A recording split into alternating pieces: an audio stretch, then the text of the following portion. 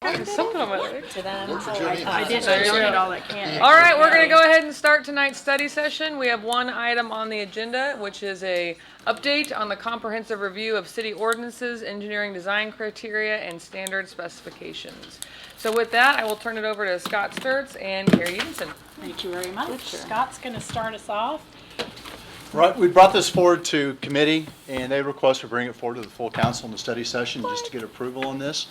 The engineering design criteria and the standard specifications are something that are very near and dear to us. We use them every day. It's how we get projects constructed in the city of Norman. But over the past year, maybe a year and a half, we've had a lot of requests coming from the council to look into some of the items that really touch very closely on this. One of the items was to look at the stormwater engineering design criteria sections because there were some concerns about how those were being administered and if they were maybe up to the latest codes and standards that other communities were using. That work is under completion right now by Meshach and Associates. They're doing a really fine job. I think at this point we're just waiting for their final report. We've seen some of the preliminary work. It looks really good, and I think we're going to get a lot of mileage out of that. It's going to help us a lot. But another thing that came up was parking minimum and maximums and landscape requirements, which is really in the zoning regulations. It really doesn't fall in the engineering design criteria, but these things all touch. They all come together, and they all wind up in some way getting involved, and we kind of try to knit a sweater out of all these different things. And so that's kind of what that's been come out of council that we needed to address. And then also there's been a lot of green infrastructure and low impact development, GILID discussions. And that's been going on for a while. And we are totally supportive of that as a staff. In fact, we push it a lot. We are always asking developers, is there some way we can incorporate some of that? And a lot of them are starting to do that. We're also doing it in our own roadways. But those discussions also, all these things are touching and we're coming together, as well as you see that we had the management partners and the work that they did for the city and the review of the development and building permitting processes. They identified that one of the recommendations was to update the engineering design criteria and the specifications. So even they recognized that there was some work there that needed to be done. But then also, in an ongoing concern to staff, is we've had a lot of ordinances that needed to be included that currently aren't in our engineering design criteria that are really kind of holding us back. And so we're always kind of sending people to go look at another document or another piece of an ordinance. And we want to get this all combined. And amongst these items are water quality protection zones, as we were speaking about here before the meeting. The total maximum daily load for Lake Thunderbird, it's not mentioned in our engineering design criteria. And these things definitely overlap. The new tree ordinance that council has adopted is not included. The ADA requirements, we have not officially adopted PROAG, and we would like to get that in and have that as part of our engineering design criteria. We feel it is the best practices, and we are utilizing that today, and we do use that as a standard of excellence. That is what we use today. But also the comprehensive transportation plan that has been completed isn't included. That changed some of our roadway sections. So we have conflicting documentation that we're having to make sure that we're making clear direction to developers and designers as they're doing this, and also our Center City form-based code. I don't think this is a complete list. This is just the things that came up quickly when we were thinking about this and working through it. So we've been working at this for a while. We kind of want to go through a little bit of the history of how we got to where we are today. I've got a picture here of the covers of our engineering design criteria, which I'll just call the EDC to make it a little bit simpler, and also our standard specifications and construction drawings. These were put together by a combination of Public Works and the Utilities Department, and this version that we're currently using was adopted by City Council September 24th, 1996. That was a couple of days ago. A lot of things have changed since then. Feels like only. And to kind of tell you guys what we do with these, so the engineering design criteria, the EDC, is actually what the developers and the design engineers utilize to understand how to submit plans to us that will meet our criteria, that will meet all of our designs that we need. And then when you look at that standard specifications, that is more, it's got some contract documentation that we utilize to help people, and we use it in our contracts, kind of how we expect to be treated. It's got a lot of terms and conditions in it, but then it also gets into our standard drawings. So it shows you how to lay a water line, how to build a roadway, how to design a driveway, how to do it in the field. So these are documents that we use in Public Works every day. Utilities is using these every day also. So we get forward July 11th, 2006, and council accepted Amendment 8B to the engineering design criteria. So we did several updates over that time. You can see it looks like, I'm not going to count them here, but it looks like it's probably 9 or 10 between 1996 and 2006, and we haven't done an update since that time. There's a lot of reasons for that, but we feel that we are just at a point now to where just doing an update isn't adequate. We really need to do a new engineering design criteria and standard specifications. Council did in the current year's budget put funding in this year and some next year for that purpose. But we have a way that we think we can do even more. We think it'll be even better for the community, even better for our designs, help stormwater and help engineering and the rest of Public Works. So Carrie's going to take it over and kind of discuss some of what's happened more recently in the chronology of this effort. Okay, great. Thank you, Scott. So just to kind of give you the background on where we started, we talked about all of these multiple requests, but really we started back in 2017, November 2017, with the Community Planning and Transportation Committee, where we started talking about green building codes and low impact development. That really resulted in the HERS, the Home Energy Rating System Index, for energy efficient buildings. There's a pilot project that has gone on for almost a year now, maybe a little bit longer. And so that was part of this, but then as that broadened, we started to look at low impact development incentives. It focused on water conservation, but there's also a stormwater tie to that. So that kind of brought me into the conversation. June 2018, we started talking about current parking regulations and ways to reduce overparking and impervious surface. So again, you're seeing that connection to stormwater in these different initiatives. So we looked at, and that was actually Jane's group in planning, looking at Tulsa's parking regulations, potentially looking at maximums, off-season parking, things like that. And that continued. Council on June 26, 2018, approved amendment number 2 to an existing contract with Mishek and Associates. That's what started the review of the engineering, or of the stormwater sections in the engineering design criteria.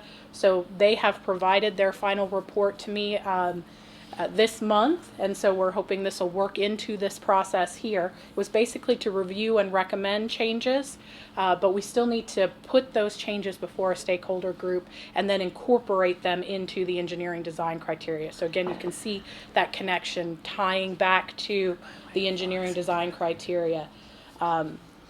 In February of this year, Community Planning and Transportation continued discussion on parking regulations, again tying that back to stormwater. We also talked a bit about landscaping requirements and tree islands and things like that.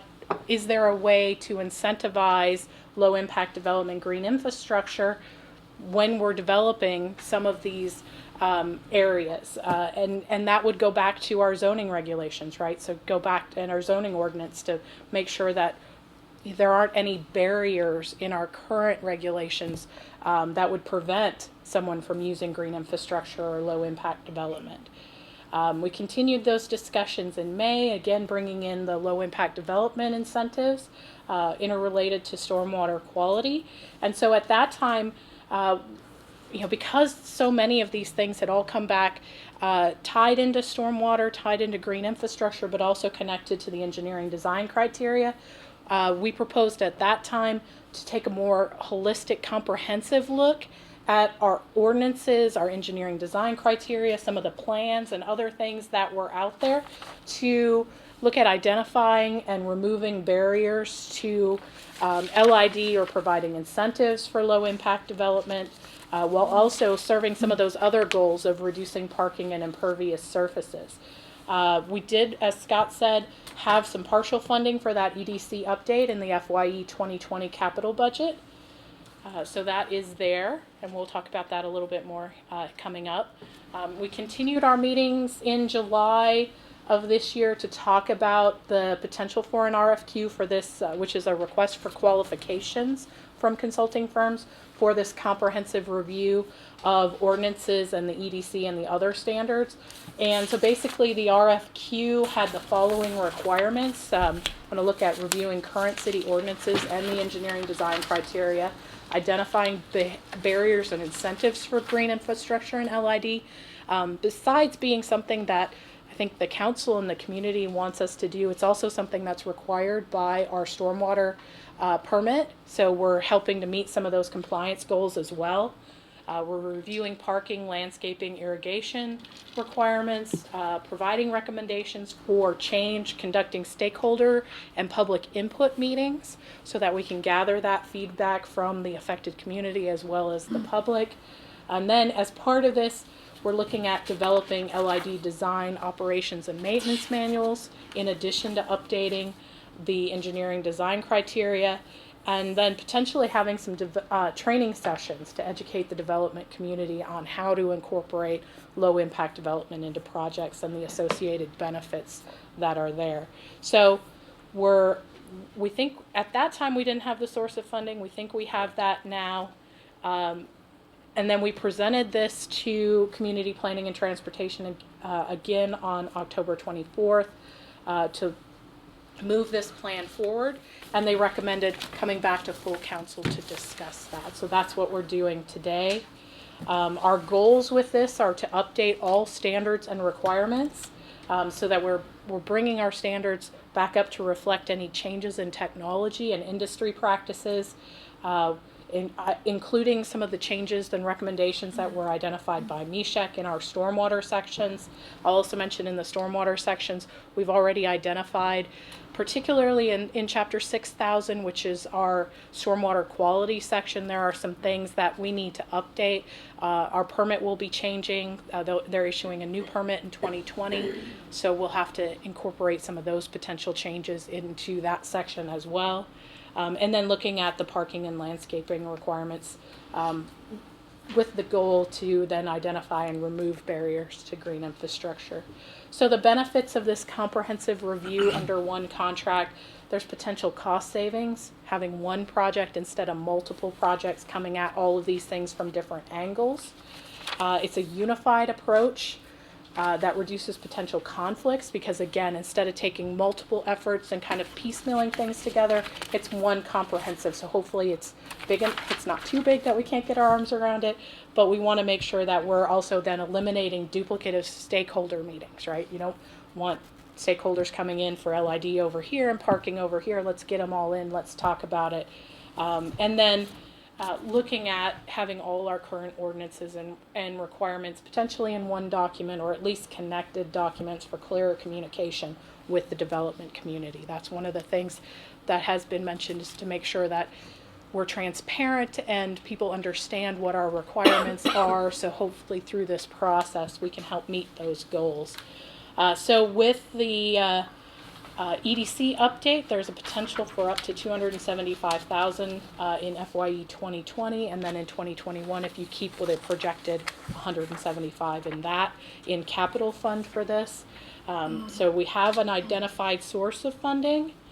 So we're hoping then, with that, we issued the request for qualifications on November 1st. We have 3 consultant teams that submitted qualification statements on November 21st. They're currently under review by a selection committee. There's 3 staff members and 2 citizen members as part of that group. And How so were the 2 citizens selected? we wanted to look at citizens that had background knowledge about what was going on with this effort. Is it from boards and commissions then?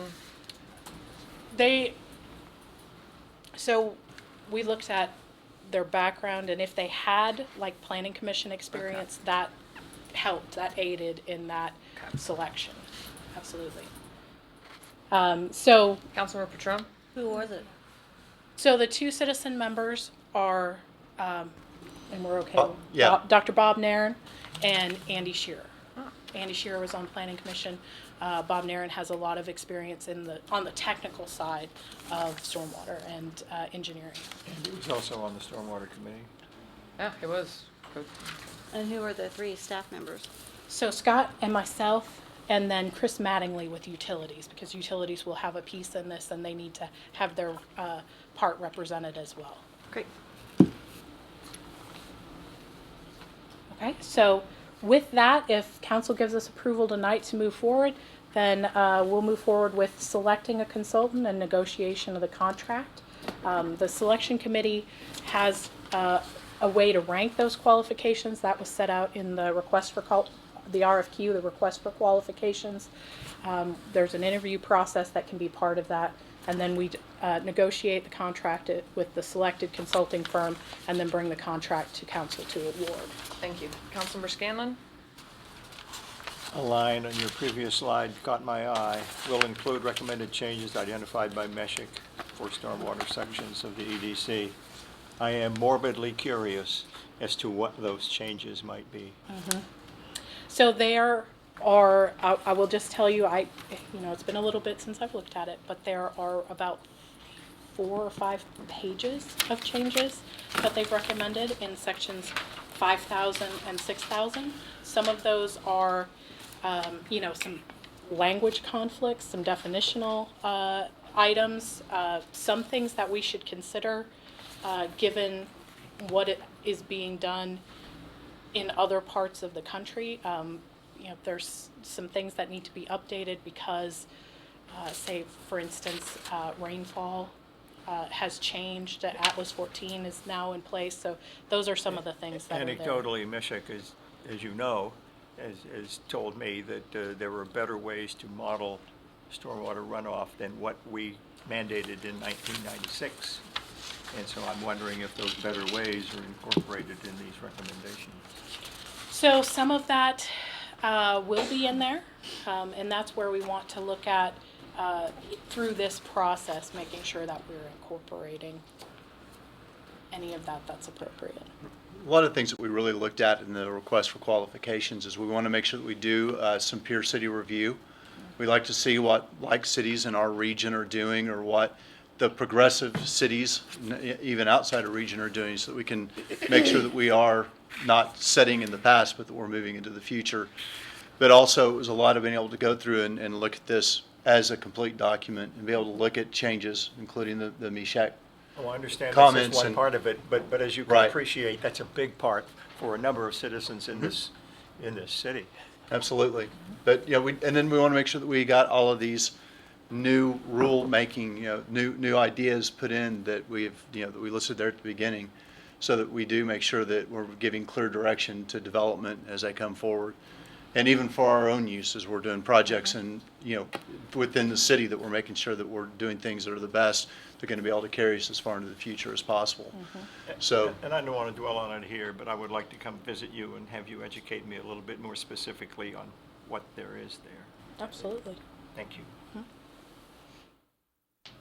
Councilmember Catrone? So when you come back to us with, this is what the committee proposes, will you be showing us, like, under each different component, like, we could have gone as far as best practices say this, we could have done as little as this, and we chose this, or, you see what I'm saying, like, showing us what the parameters are, if you will, and then where you all fell on the recommendation and why, I guess, or will it just be this is what we came up with? I think that'll be a little bit, sorry, Scott. I are think you talking about that'll- in respect to the MESHAC report or just to the request for qualifications? With respect to, if I understood correctly, that 5-member committee is being put together to Like what they want. come up with, the new manual based on recommendations. This is that just the correct? selection for this is just the selection For the for how we're consultant. going to pick the consultant. Oh, gotcha. We will Okay. have extensive public input. We will have stakeholder meetings. There Okay. will be, I put the cart yeah, before the horse. and My we bad. we'll wind up with a team in-house that will be multidisciplinary. We'll have several members from Public Works, Planning, Utilities. We'll all be at the table and working together to come up with something that works for all of us. And then it will be going out for stakeholder meetings and for public input. And it will be very well vetted before we get down to a point where we're looking at adopting a final document. Okay. So that's that's a long ways down the I'm road just for us right excited. now. Let's not make it so far Yeah, down the road. we're excited also. We share your We'll, excitement. we'll come back to you with the contract first, and then we'll Right. get the consultant on board Ready and to figure do out this. what that plan is. And we'll be working closely with whoever is selected on a scope and fee. And we'll have to balance our funding level with our staff level and what they can provide to find where we think we can get the best product at the end, utilizing all of the resources at our availability. Right on. Councilmember Scott? Are building codes and updates to building codes a part of this? Building codes are separate. Those are, yeah, this won't include the building codes. This will be, when we're talking about our engineering design criteria, that really is primarily talking about things within the public right-of-way or within public easements. So it's going to be roadway, water, sewer, stormwater, our stormwater quality. Those are really the items that are addressed here. When you start getting into those items, the building code is really set, in the international building code, and we really don't have quite as much latitude in those areas. And then when you start talking about really the fine details of how you lay out a parking lot for a business, that really falls in the zoning code. But these things all touch, but we need a good starting point here, and we can still work on some of those other areas and make recommendations in those areas too. Quick follow-up. When are our building codes up to date, and when would we revisit those, if not? Jane? Hey. Everybody. Building codes are up to date for what the state has adopted. We're following the state mandated. And I'm not sure when their next round is for adoption for their new codes. We're on the, I had it in my hand today, we're on the 15th. They're looking at the 19th, but it'll probably be a couple years before they get that adopted. At the state level? And And they then- adopt the international building code with some custom work just for us. For We can do us. local amendments, but typically we follow what the state's adopted. Okay, and the local amendments would just be a conversation in one of the committees, and you guys would look at it. Yeah. Thank you. Can we do a code different than the state? That was my next question. More strict, you have to have at least with the state mandates. At least, so we could be They're the more minimum. restrictive? Councilmember Hall? What is the anticipated timeline from, I know you have to go through the selection process and get a contract in place, but with all of the different steps that are in place, like where would you anticipate the public participation coming in? So I think initially, and this will be something that we work out with the consultant that's selected, initially it'll be meetings with staff to make sure we're headed down the right path. And then I think they'll need some time to review documents and search all of those out. So we're looking at several months, and I don't want to commit to an exact timeline, but that's a little bit farther down the process. When we're closer to having a final product that will start to bring in the public for those types of stakeholder meetings. All right. Any other questions? Are we comfortable with giving them direction to move forward and Go forth. make some Find a updates consultant. and make sure it's all consolidated and incorporates our ordinances? And I'm excited about how we heard with the last stormwater election, well, what's the city doing to address it? And this is an actionable item that we're taking to address it, The so. EDCs are just a big, big deal here. Yep. I cannot emphasize that enough. Yeah, I'm very excited about the process. Thank you for your work so far, and it looks like you have direction to move forward. Joe says yes. Joe agrees. Joe agrees. Thanks, Your Honor. Hi, Joe. All right, that was our one item on the agenda. So with that, we are adjourned. That was